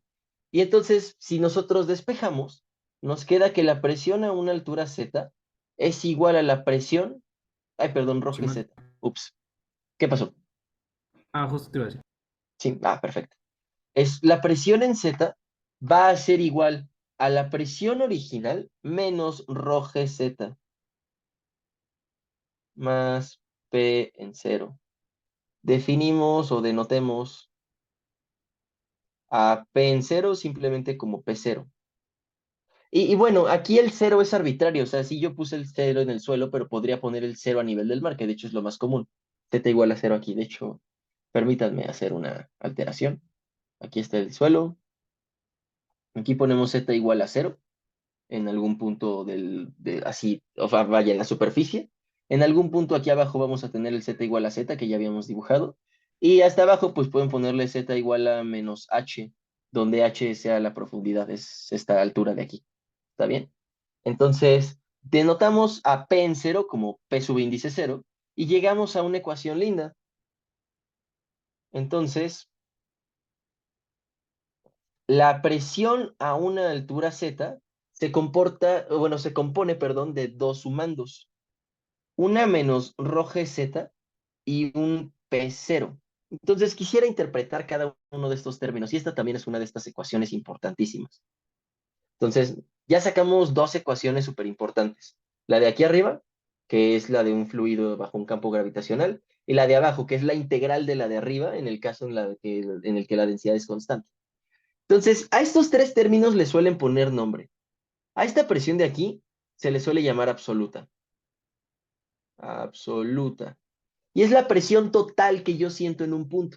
Es decir, aquí en Z igual a Z, yo voy a sentir una presión así que me está empujando en todas direcciones debido a que yo estoy hundido en el agua. Entonces, esta presión absoluta es la presión completa que siente el cuerpo. Y esa se compone de dos factores, o bueno, de dos sumandos. Un primero que es la presión atmosférica, que es esta P0, que es la presión con la que la atmósfera está empujando aquí el agüita. ¿Está bien? Por lo que les acabo de explicar arriba, esa se transmite, se comunica a lo largo de todo el fluido, o sea, todo el fluido sabe que está sintiendo esa presión de forma casi inmediata. Así que esa presión pues, va a atravesar todo, es una presión que siente todo lo que está en la Tierra, la presión atmosférica. ¿Ok? En Z igual a 0 es donde vale el valor de la atmósfera, y mientras yo vaya yendo más profundo, esta Z se hace cada vez más negativa. Es decir, que este término menos rho Z es cada vez más grande y por lo tanto la presión va incrementando conforme yo voy hundiéndome. Entonces yo tengo una componente, bueno, una contribución de la presión atmosférica y otra contribución que es exclusivamente debido al fluido. Esperen. Presión atmosférica. Y decía yo, esta otra componente es exclusivamente debido al fluido. De hecho, no es muy difícil verlo, se los dejo a ustedes como tarea moral. Pero si yo me paro a una profundidad Z en el fluido, entonces esta presión es la presión de la columna de fluido que yo tengo encima. Es decir, si ustedes dibujan una columna de fluido, ajá, esta tiene una altura H o Z, si quieren, le voy a llamar H, pero debería ser Z. Y un área aquí, no sé, llámenla delta S. Entonces la fuerza que se siente en delta S es el peso de toda esa columna. Entonces el peso de toda esa columna es la masa por la gravedad, ¿no? Pero la masa de esta columna es la densidad por el volumen, por la gravedad. La densidad es constante. El volumen vale delta S por H. Ya lo vimos hace rato por la G. Y entonces, esto es la fuerza neta que yo estoy sintiendo. Si paso la delta S dividiendo, entonces la fuerza por unidad de área me queda igual a ρ por G por H, donde H es la profundidad. Entonces, la presión que se siente es la que es debido al peso de toda la columna que yo tengo encima. Entonces, si yo estoy, de hecho aquí en la atmósfera también se vale, o sea, yo estoy aquí a la altura de la Tierra. Yo siento una presión debido a la atmósfera y eso se debe a que yo tengo una columna de atmósfera que es, o sea, si yo dibujara mi sombra en el suelo e hiciera un prisma con la figura de mi sombra, es decir, si yo la barriera hacia arriba y entonces tuviera una columna gigantesca con la forma de mi sombra, eh, el peso de toda esa columna es, si yo lo divido por unidad de área, es la presión que yo siento en cada punto de mi cuerpo. Les pregunto a ustedes, ¿alguien sabe cuánto vale o sea, cuánta fuerza sienten ustedes por cada centímetro cuadrado debido a la atmósfera? O sea, seguramente la mayoría o varios han de saber que la presión atmosférica a nivel del mar son aproximadamente 101.3 kilopascales. Eh, pero si eso lo calculan ustedes en fuerza, lo que les da es que ustedes sienten aproximadamente una fuerza de 1 kilogramo por cada centímetro cuadrado. Es decir, que si ustedes estiran su mano, la fuerza, pues una mano ha de tener un área superficial, yo aproximo como de unos 15 o 20 centímetros cuadrados. Entonces, sienten, en total, si le ponemos unos 15 centímetros cuadrados, sienten 15 kilogramos de fuerza que están cargando todo el tiempo en su mano cuando la estiran así como la tengo estirada en mi cámara. La cuestión es que la presión punta en todas las direcciones, no solamente va de arriba hacia abajo, sino también va de abajo hacia arriba.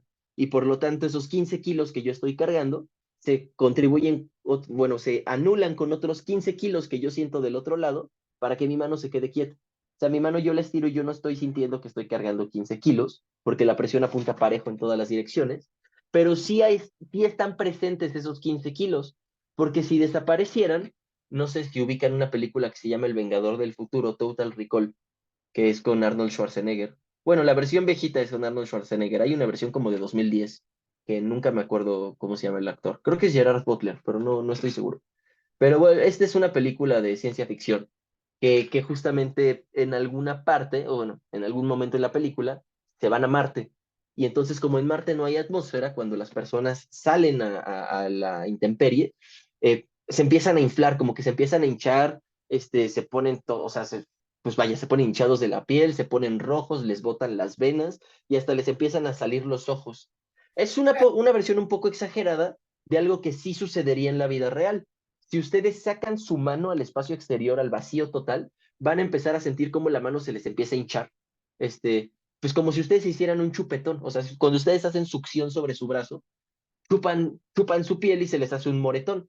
Y eso pasa con su mano, o eso pasaría con su mano si la sacaran al vacío del espacio.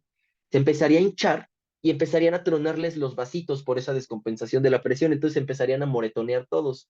Si sacan su cara, hay una presión que se llama, híjole, ¿cómo se llama? Creo que es intraocular, tal cual, pero u osmótica, creo que le dicen, que es la presión que es adentro de los ojos. Eh, pues esa presión también se va a ver descompensada y entonces los ojos se les van a hinchar, hinchar, hinchar hasta que les truenen.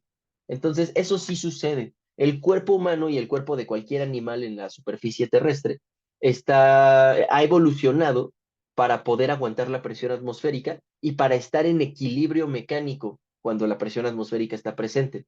Es decir, que cuando nos quitan la presión atmosférica, nos desequilibramos mecánicamente y por eso nos empezamos a hinchar, porque nuestras fuerzas de adentro se descompensan porque ya no hay una fuerza afuera que nos mantenga en forma de humano. Pero pues bueno, eh, ahí, ahí se los dejo a ustedes. Dice Jesús que son como 100 centímetros cuadrados. Pues a lo mejor y sí, a lo mejor le estimé muy mal. Yo estoy pensando solo en la palma, la verdad no conté los dedos. O sea, yo pensé que mi palma tiene más o menos como unos 5 por 5 y sí, dije 15, ¿no? Debí haber dicho 25, pero sí, más o menos. Eh, pues bien, esta presión de aquí, que es la debido al material, se le llama presión manométrica.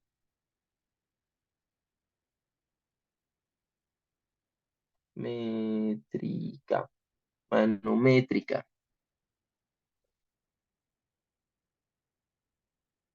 Y con estos tres términos quisiera yo hacer una interpretación interesante. Voy a detenerme un segundito a hablar de dispositivos que se utilizan para medir la presión. Entonces, pues vaya, barómetros. Bar quiere decir presión, o bueno, baro en latín. No, perdón, en griego. Entonces, un barómetro es un dispositivo que sirve para medir la presión. Eh, un barómetro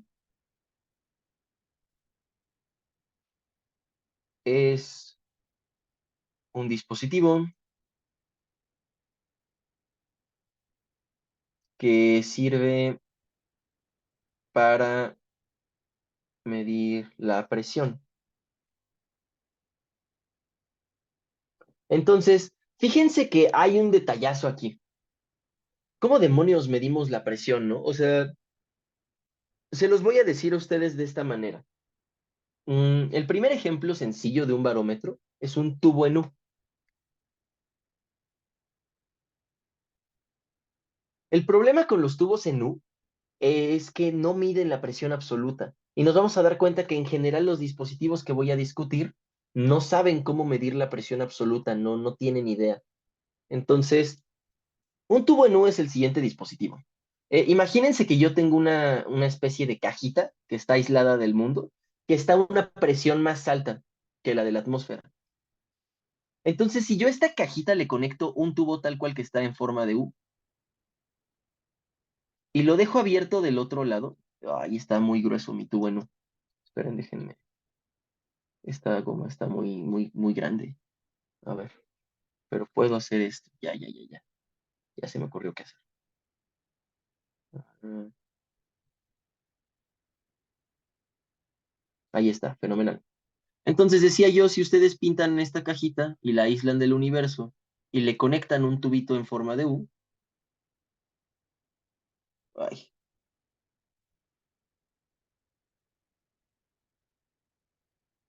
qué malo soy para dibujar esto. Esperen un momento. Déjenme hago un tercer intento. Un cuarto intento.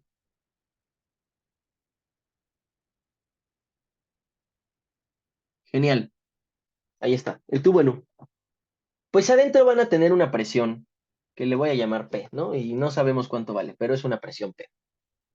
Si yo le pongo un fluido a este tubo en U,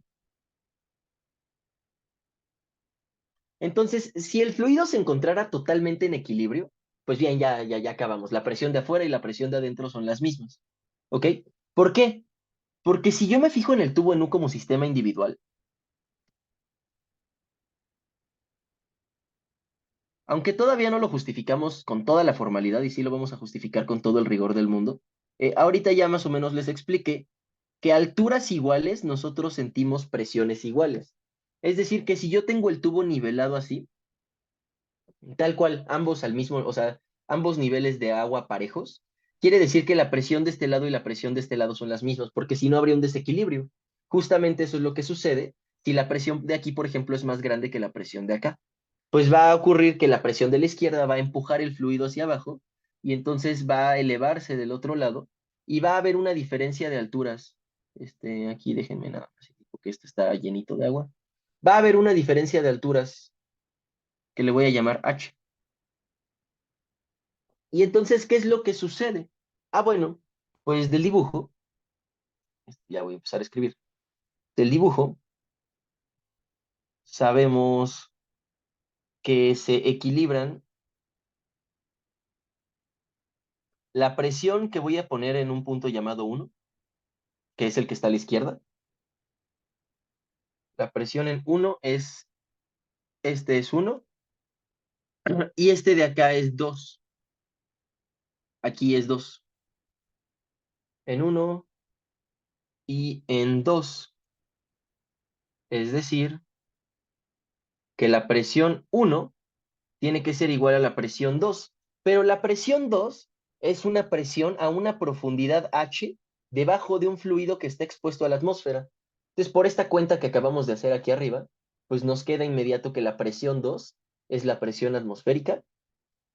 Entonces, la presión 1, y aquí, a esta es la que estoy llamando 1, va a ser igual a la presión atmosférica P0 más la presión debido a esta columna de fluido, que es ρGH.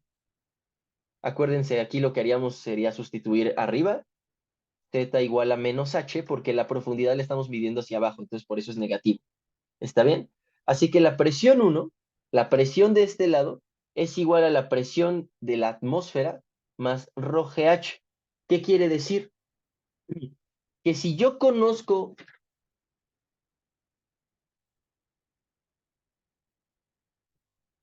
sí, que si yo conozco cuánto vale la presión atmosférica, y esto es importante, esta altura me va a decir cuánto vale la presión 1.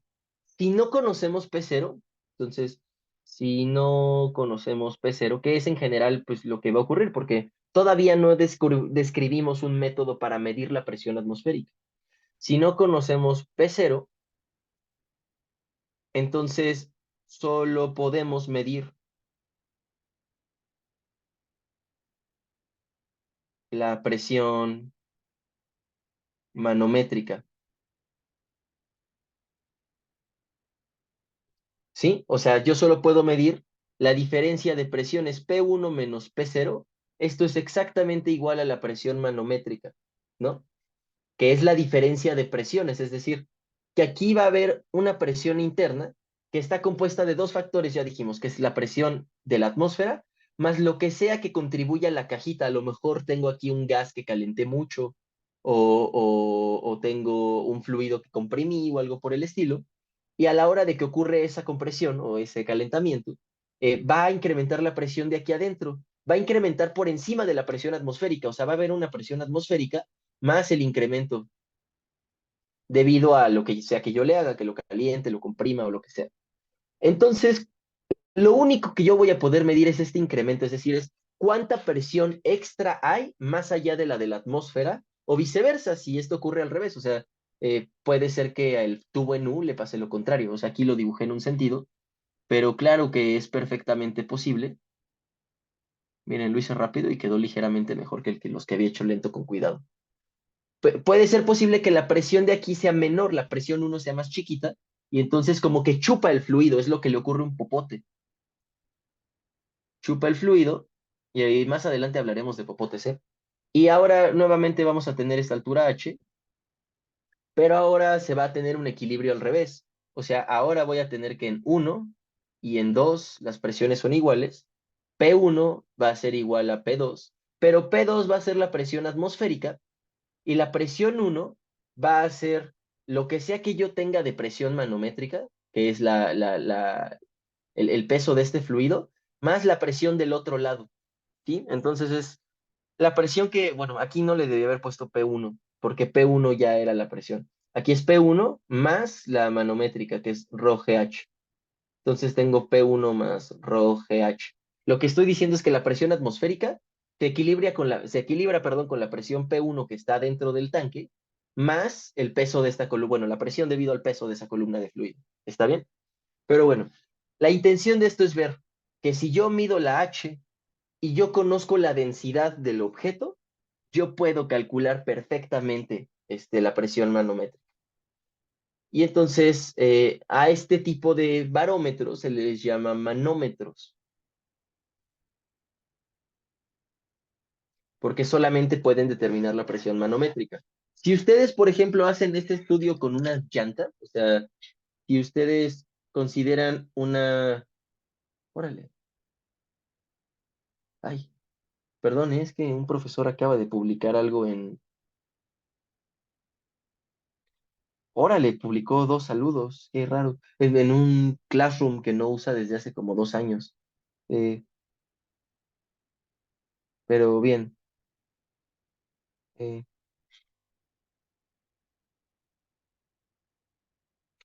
perdón, es que me distrajo mucho esto, pero no, no tiene nada que ver con la clase. Eh, pero bueno, ¿queda claro cómo es que nosotros calcularíamos la presión eh, si estamos utilizando un tubo en U?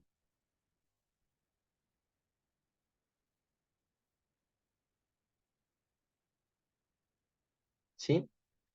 Y entonces ahí les va el siguiente experimento. Y este es un experimento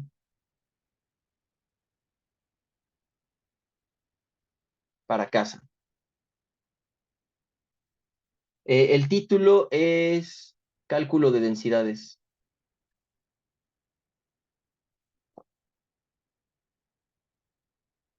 Y la idea es sencilla. Eh, Les voy a presentar Google para que sea más sencillo de explicar, porque aquí tengo, de hecho, esta práctica yo la hice en línea cuando la pandemia todavía era terrible, eh, pero la idea de la práctica, de hecho, es muy sencilla. Entonces, se las explico ahorita con las imágenes y posteriormente les hago como un esquemita en los apuntes para que se entienda. La idea es la siguiente. Los materiales son muy sencillos, necesitan algunos fluidos, aquí hay shampoo, agua, aceite, alcohol, pueden agarrar cualquier cosa, pero necesitan algunos, de hecho, líquidos específicamente. Pero líquidos de casa, pues, o sea, agua, aceite y alcohol son fáciles de conseguir, el shampoo también. Eh, lo que vamos a hacer es lo siguiente. Van a construir su propio tubo en U. Aquí la imagen está rotada, pero la intención es que ustedes en alguna caja de leche, en un cartón o algo por el estilo, peguen una manguera, lo pueden hacer con, aquí está hecho con cinta y con un poquito de silicón. Esto lo hice en pareja con una amiga que vive en Baja California, esto lo hizo ella en su casa, entonces ahora sí que se encuentra, es complicado pues que yo que yo altere esto esté en otro estado. Pero bueno, eh, ponen su tubo en U y uno de los dos extremos del tubo en U lo que hacen es pegárselo a una regla. Aquí mi amiga lo hizo con un escalímetro, pero pues con una regla cualquiera. Y lo importante es que el extremo del tubo quede en el cero. ¿Está bien? Entonces tienen así toda una manguerita, que esta se puede comprar en cualquier tlapalería. Supongo que las tlapalerías también les dicen así en el norte. Sí, sí, ¿saben qué es una tlapalería? Sí, es universal. Es que tlapalería es náhuatl y eso lo usamos más en No. el centro. Entonces no sé si en el norte se llamen distinto. Este, no, una ferretería es distinta. No, no, no. Miren, una tlapalería es esto. Ah, no, miren, esto dice que es lo mismo. Pero no, ¿cómo va a ser lo mismo si en una ferretería venden fierros? O sea, vaya, en una tlapalería o sea, sí, sí venden como material, así herramientas, pero pues venden mangueras, venden gas butano para rellenar encendedores, cosas por el estilo. O sea, vaya como tonterías útiles, pero pues aquí se ve como todo lo que venden: material eléctrico, clavos, tornillos, cosas de plomería, gasolina blanca, o sea, venden combustibles y así. Si eso es una ferretería en el norte, pues llamémosle así. Pero qué chistoso todo esto, ¿eh? No, nunca lo había pensado, pues, pero sí, tlapalería es una palabra muy chilanga porque es náhuatl y solamente aquí se habla eso. Entonces, pues bien, qué interesante, ¿eh? Estos choques culturales siempre son interesantes. Pero bueno, entonces en su ferretería compran su manguerita, es una manguera delgada, y lo que van a hacer es rellenarla de agua, pero pues solamente un cachito, solamente esta U. Ah, bueno, y mi amiga le pegó una regla del lado izquierdo para que podamos calcular las diferencias de alturas. O sea, marcan de alguna forma la altura inicial y ahora sí va el diseño experimental. No sé si haya imágenes no, bueno, del experimento. Pero lo que se tiene que hacer entonces es que ustedes van a hundir el extremo que está en la regla dentro de un vaso de agua, ¿ok? Vamos a suponer que conocemos la densidad del agua, que es 1 kilogramo sobre metro al cubo. Entonces, ahora sí, me voy a regresar a la presentación que les estaba, o bueno, a los apuntes. Entonces, bueno, va a ser muy feo el dibujo que voy a hacer, pero pues porque ya se entendió qué es lo que estamos haciendo. Entonces, vamos a tener una especie de cajita. No tiene que ser tan feo tampoco. Vamos a tener una especie de cajita y en esta caja vamos a construir nuestro tubo en U. Y les decía yo que un extremo va libre hacia la atmósfera y el otro extremo se lo tenemos que conectar a una regla. Entonces, aquí pues va esto unido a una regla. Ahí están las marquitas. Y esto también va unido a otra regla. Y aquí están las marquitas. Entonces, si ustedes introducen a un vaso de agua lo que tienen a la derecha, pueden controlar a mano cuál es la presión que siente el tubo en U de un lado y sigue esto una regla conocida. O sea, ustedes pueden saber que aquí nosotros inducimos, a ver, es tubo en U, regla, regla y vaso de agua. Entonces les decía yo que nosotros podemos controlar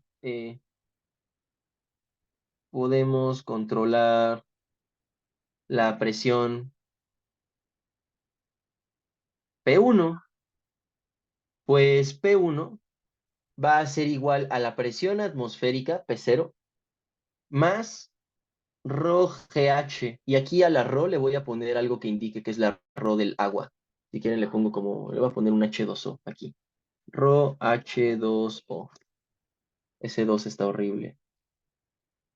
H2O. Va, al menos ese se entiende. Entonces, eso es lo que va a suceder. Van a tener una presión que ustedes van a controlar de acuerdo a la altura H. La altura H es la que se mide de este lado. Esta va a ser la altura, si quieren llámenlo H0, porque vamos a tener otra segunda altura. Entonces, ustedes pueden controlar esta altura, simplemente van bajando y subiendo el tubito, Y entonces, conforme ustedes vayan controlando esa altura, van a poder determinar cuál es la presión que va a ocurrir de este lado. Espero estén de acuerdo. Entonces, si nosotros conocemos la presión que hay de este lado, P1, y nosotros además conocemos la altura que se va a registrar del otro lado, o sea, aquí sí va a haber una altura que se va a llamar H, que se va a elevar el agua, o bueno, el fluido que pongamos en el tubo en U. Entonces, a ver, podemos controlar la presión P1, pues P1 es igual a esto. Cuando este incremente, subir el nivel del agua, o bueno, el nivel del líquido del tubo en U. Y aquí le estoy diciendo agua, pero justamente es de líquido porque ahí es donde van a echar los distintos líquidos. Van a poner agua, van a poner alcohol, van a poner aceite y pueden poner shampoo si quieren. Entonces, cuando esta presión de aquí incremente, es decir, cuando yo hunda cada vez más esta regla con el tubito unido, la altura de este lado se va a elevar. Eh, de modo que P1 menos P0, que es lo que pusimos aquí, va a ser igual a la densidad, pero del material. O sea, esta no es la densidad del agua, sino que es la densidad del material que yo pongo en el tubo en U, por la G, por la H, ¿ok? Pero P1 menos P0 es un cálculo que ya tenemos de esta expresión. P1 menos P0 es la densidad del agua por la aceleración de la gravedad por la altura H0 que yo tengo de ese lado. Y entonces fíjense que se cancelan las Gs y lo que me queda es que la densidad ρ es igual a H0 entre H por la densidad del agua. Y entonces el experimento consiste en que ustedes con distintos fluidos, bueno, con distintos líquidos, hagan este arreglo experimental, vayan hundiendo la regla y entonces vayan registrando para un solo líquido a distintas alturas, van registrando cuánto van, o sea, para distintas H0s, van registrando cuánto vale la H de este lado. ¿Está bien? Y entonces van a hacer una tablita.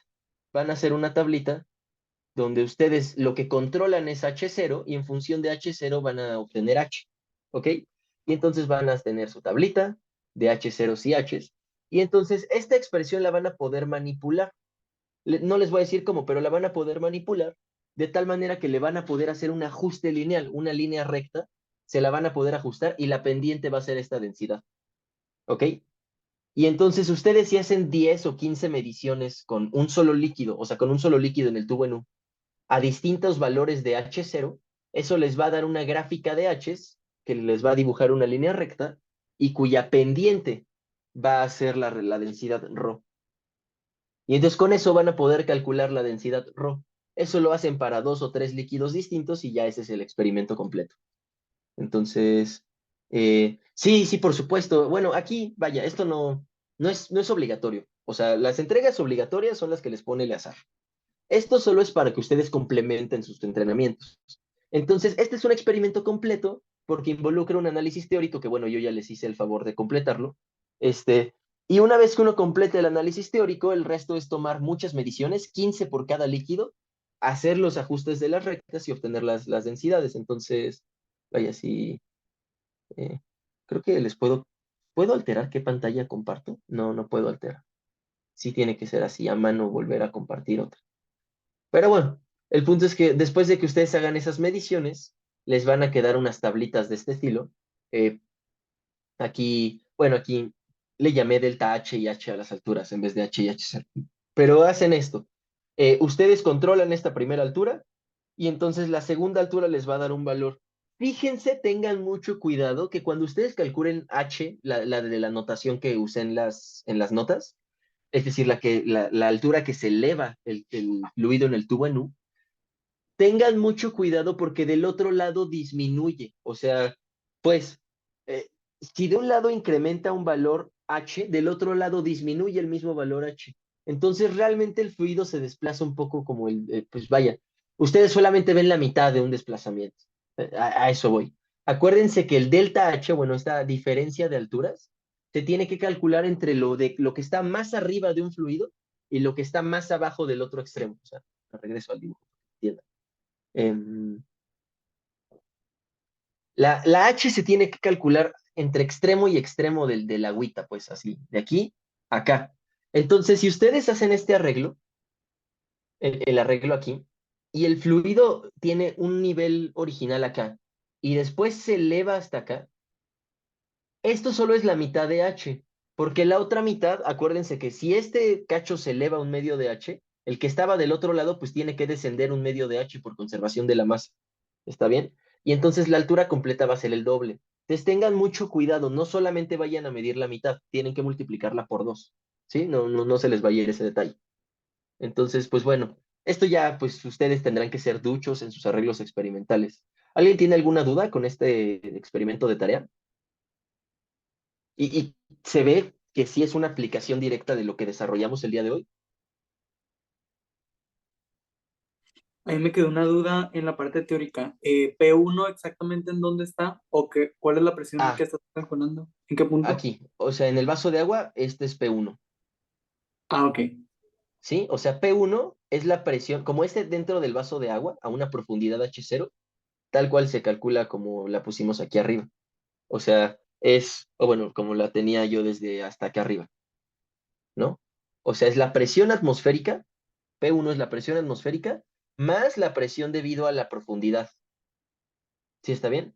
Y nada más nos aseguramos que la densidad tiene que ser la del agua, porque aquí la profundidad, o bueno, perdón, aquí la columna de fluidos que yo tengo encima, pues está hecha de agua. ¿Sí está bien?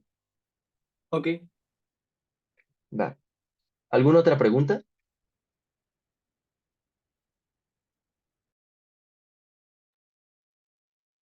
Sí. No sé si bien entretenido, pero definitivamente, o sea, bueno, es muy entretenido. No sé si va a ser divertido, pero definitivamente se van a entretener un rato, porque sí, son lentas las mediciones, o sea, sí se van a tardar un poquito en hacerlas, porque necesitan paciencia y necesitan, pues, alguna especie de sutileza.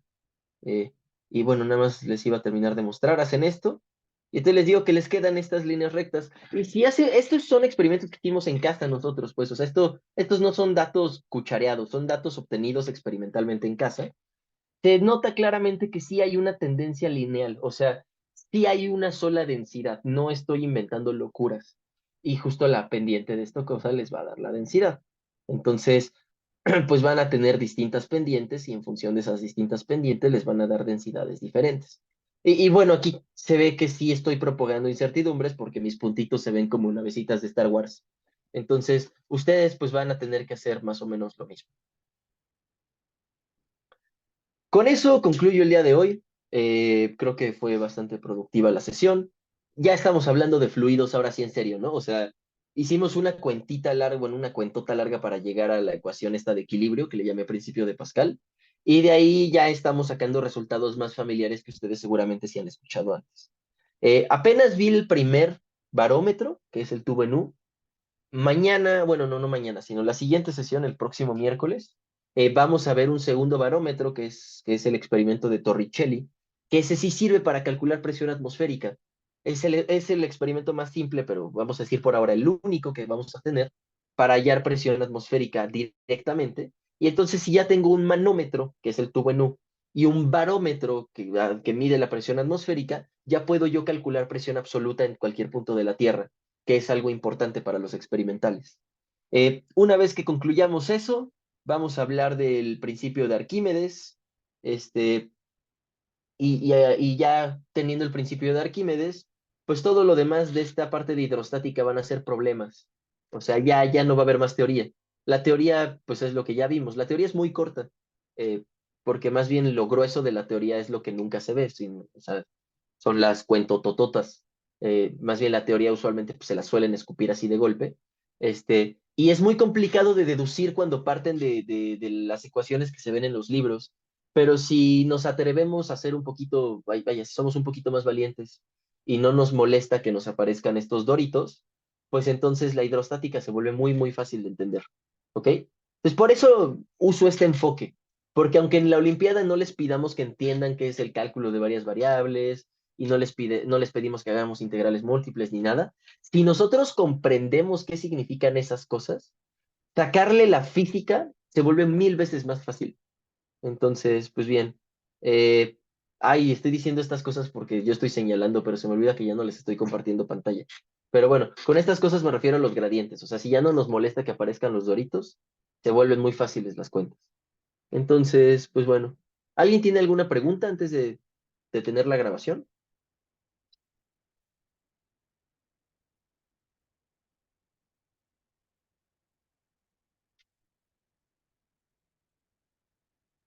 Parece ser que no. Entonces, pues muchas gracias a los que asistieron y nos ven grabados. De ellos me despido.